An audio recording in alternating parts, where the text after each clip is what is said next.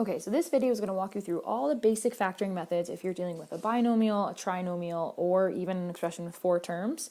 We don't get into anything too complicated, so just kind of your basic strategies that are covered in Algebra 2. So the very first thing you want to do when you're given something to factor is you want to look for a GCF. That should always be your first strategy. If you look at each term and there's a common factor, that factor could be a number or a variable, then you want to get that out of there. Next, you're going to look at how many terms you have. So if you have 2 terms, then you are most likely looking at dots if you can do any more factoring. So to refresh your memory, if you have the difference of 2 squares, such as a squared minus b squared, if you square root each piece and break this into 2 binomials, one with a plus and one with a minus, that is factoring by the difference of 2 squares method. If you have 3 terms, then we're going to be doing what we call MAM, which is the multiply, add, multiply method, which we'll go into in more detail later. And finally, if you have 4 terms, then it's going to have to be a factor by grouping situation. And again, we will go into an example in more detail later in the video. So that's kind of your basic outline. You look for your GCF, and then you really focus in on how many terms do I have. And at this point, if we have 2 terms, we're looking to potentially do dots. 3 terms, we're looking to do MAM, and 4, we're looking to factor by grouping. So let's put some of this into practice. All right, here's an example. It says to factor completely. So notice it does not say to solve. There's no equal sign. So I'm simply breaking this into all of the parentheses that will give me the factors, and then I'm going to stop. So like we just said, we're going to first look for a GCF. So it looks like in this case, we not only have a GCF of 3, but they also have an x in common. One has an x cubed and one has an x, so at the very least I can take out 1x. So then I'm going to divide each of these by 3x. Since this is not an equation, I can't in any way get rid of my GCF. It's just going to come to the outside, and I'll write in parentheses what's left. So when I divide, I'd be left with x squared, and 12x divided by 3x would give me 4. So now I'm here. And now again, let's take a look. I have 2 terms. So the only thing I'd be looking to maybe do from here is dots. And in fact, x squared and 4 are both perfect squares, and I'm taking a difference. So yes, I can go ahead with dots here. So I'm going to square root both pieces. My 3x carries down, and I get x minus 2 and x plus 2. So again, I've square rooted the x squared into each of the x's. I squared the 4 into the 2 and the negative 2. And again, since I'm not solving, that is as far as I can go. A good hint that you know you're done is neither of your variables are squared anymore, which means you can't keep factoring. So that's it. Okay. All right, here's another factor completely example, meaning there's potentially more than one factoring method you'd be able to use. Not for sure, but there's a good chance. So since I have 4 terms, I'm definitely going to be doing factor by grouping here. I take a quick look to see if between all of my terms do I have a GCF. I don't think so, not between all 4, so I'm going to jump right into grouping. So I'm going to go ahead and sort of section off 2 terms at a time, and I'm going to kind of treat them both separately until later in the problem. So to start with, I'm going to look at the leftmost parenthesis and see what's the GCF. So it looks like between 5 and 2 there's nothing in common, but between x cubed and x squared, I can actually take out x squared. I'm going to pull that out, and now here, I kind of already have that division sign there, so I'm going to divide each of these by x squared. When I divide 5x cubed by x squared, I'm left with 5x. And when I divide 2x squared by x squared, I get 2. So I factored out the GCF of the first parenthesis. Okay, so now I'm going to look at the second one. Now I'm looking at negative 45x and negative 18. I think I'm going to go ahead and take that negative. That's a good hint for factor by grouping. Whatever sign is there, you always want to take that with your GCF. And 45 and 18 have a 9 in common. So when I divide each of these by 9, I'm left with 5x.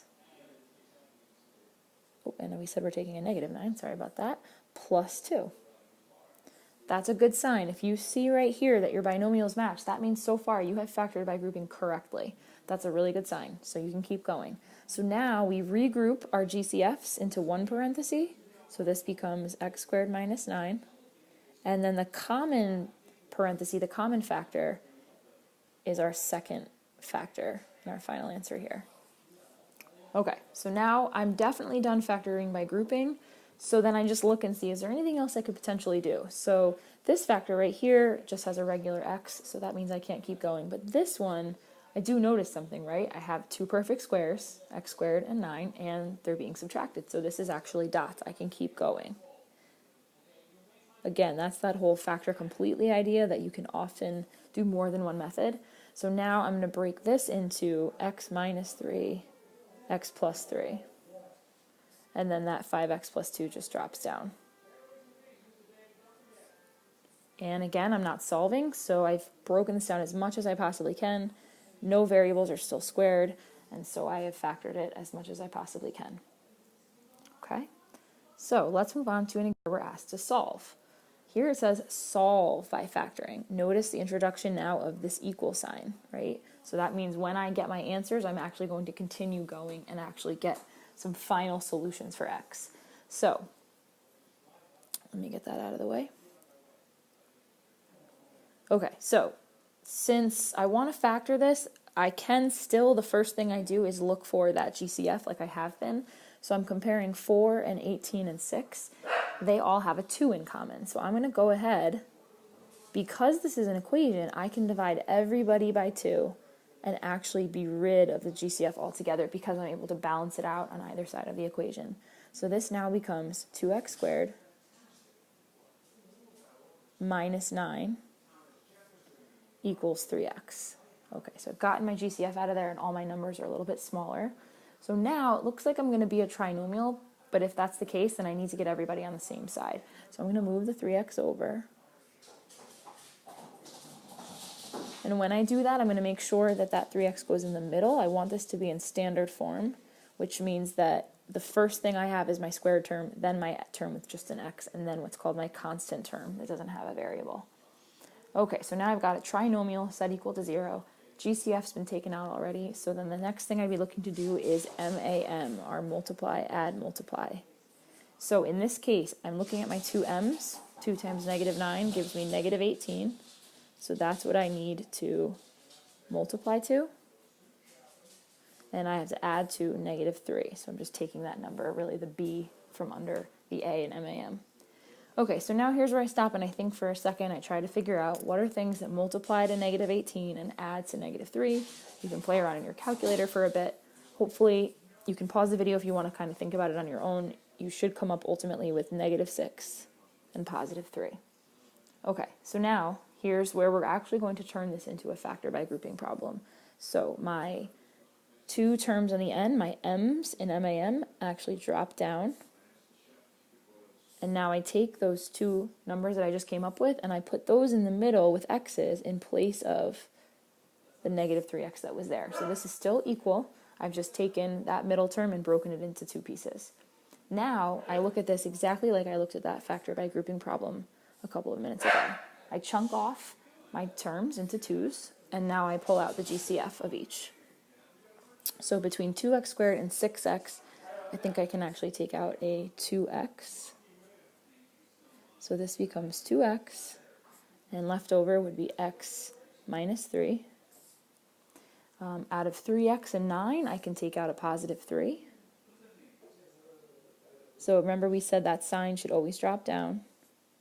And this is good news because when I divide, I get x minus 3 again. We said that this means you're on the right track. Okay, I'm just going to go on to the next page so we have a little bit more space.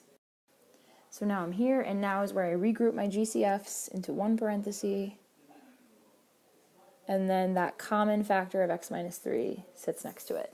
So I'm completely factored now, and so since I'm solving, I'm going to set each side equal to 0 and do what we call in class dropping and splitting. So I'm just solving each of these little mini equations. So on the left side, I'm going to take away 3 and then divide by 2. So I get a solution of negative 3 over 2. You can make that negative 1.5 if you want, but I often just leave my answers as fractions. Over here, it's even simpler to solve. I just have to add 3 to both sides, and as we know, the sign just flips. So I have two final answers. You can check them if you're really not sure that you've done everything correctly, and they should both work out. So I get a solution set of negative 3/2 and 3. So I did a full factor. I took out a GCF. I did the multiply, add, multiply method, and I got my two final answers. thought we'd look at one more example of factoring and solving, just as something different we haven't seen yet. So here, 6a squared equals 5a. So again, I want to look for a GCF if I have one. It looks like the only thing these two terms have in common is an a. 6 and 5 don't have a GCF. So my GCF is just going to be a.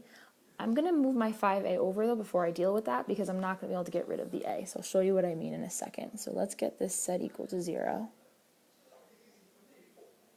So now I have 6a squared minus 5a.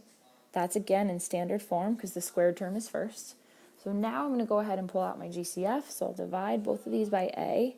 But this time I can't divide 0 by a because I don't know what a is. And I can't risk actually having a be 0 because then that would make something undefined. So the a is just going to come to the outside. And in the parentheses I'd be left with 6a minus 5. And if I look at now what's left, I don't have anybody squared, which means I can't continue doing any of those factoring methods that we were looking at before. Not dots, not MAM, not factor by grouping. So this is actually as much factoring as I can do. So I can actually split this thing right between the a and the 6a minus 5. That means one of my solutions is just that a is 0. And this one I'm going to have to solve.